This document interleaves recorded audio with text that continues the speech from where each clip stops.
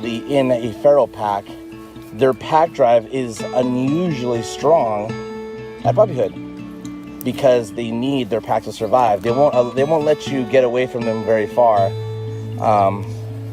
because their separation anxiety will kick in, and they'll know that their body will instinctually tell them, hey, you need the other pack to survive. You better stay close.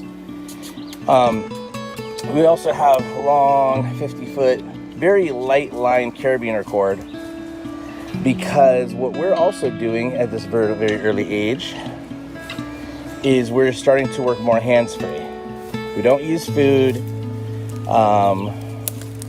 We're not using anything correctional. We are just capitalizing on the most important part of their lives right now, which is they are learning sponges. I don't work on training at all at this stage. I feel that training at this age actually can ruin the bond between you and your dog.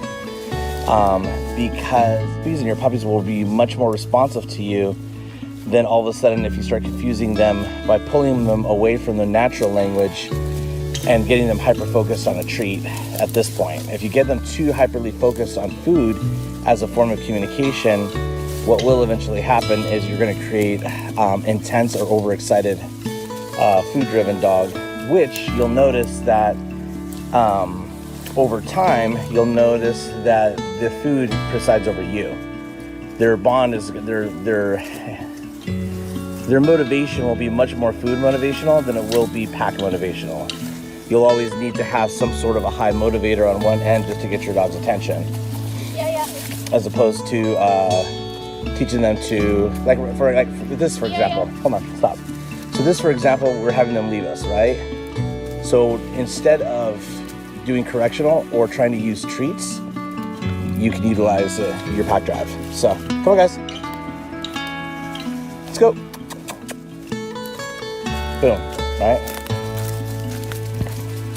So you are the treat. Your presence, their dependency on you is just as strong as food drive, because it's for their survival. I could have spent probably 15 minutes taking out a treat, tugging on the leash, encouraging that I'm the most exciting thing in the whole world to them and they can't stray too far. Or I can capitalize, like right now again, on their pack drive. Let's go.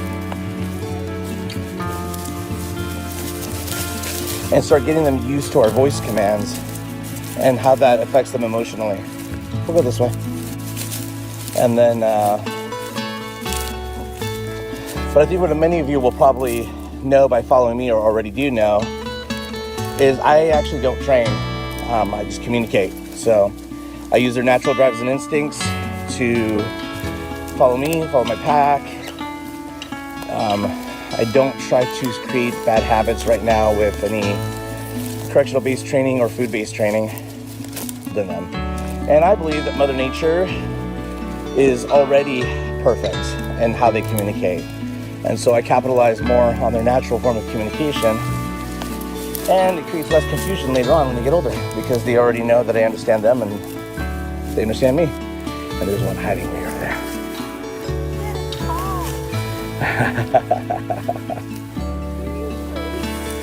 We're in super tall grass. We're gonna lose these suckers. They had, look, this one's hopping around like a kangaroo. All right, you're gonna have to stick close, pup. Oh my God, these guys got so a giant field to just get lost in.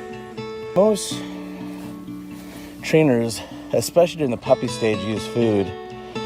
The thought of mine, anyway, is that they're using the food as a motivator to get the dog to listen to you, or to distract them from whatever's getting their attention.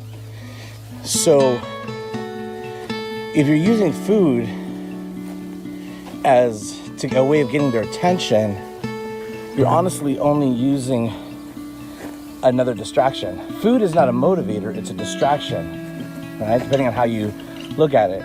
You're using food as a distraction to distract the dog away from whatever his attention's at. And so you already start teaching the dog how to be easily distracted, right? You really should honestly use you as a motivator away from a distraction. And if you can't use yourself, your presence, as the reward, and can't utilize your dog's pack drive to want to be with you as the reward, the food is not building the bond between you and your dog. The dog is just being conditioned to form an obsessive excitability using food as a distraction. So I would rather not teach the dog early on to utilize one distraction to overcome another. That's kind of like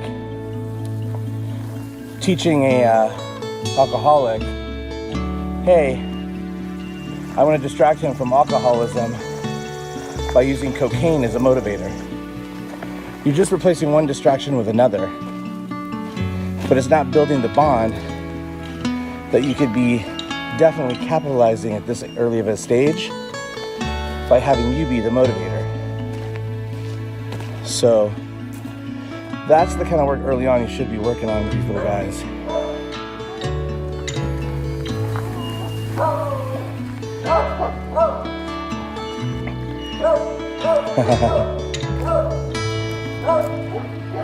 Good job, Dakota.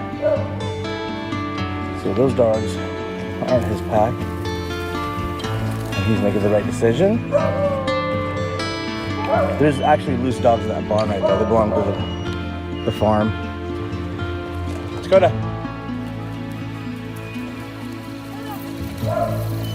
There we go.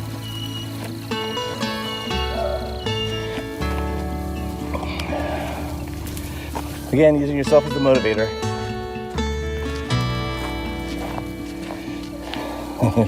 Here you guys.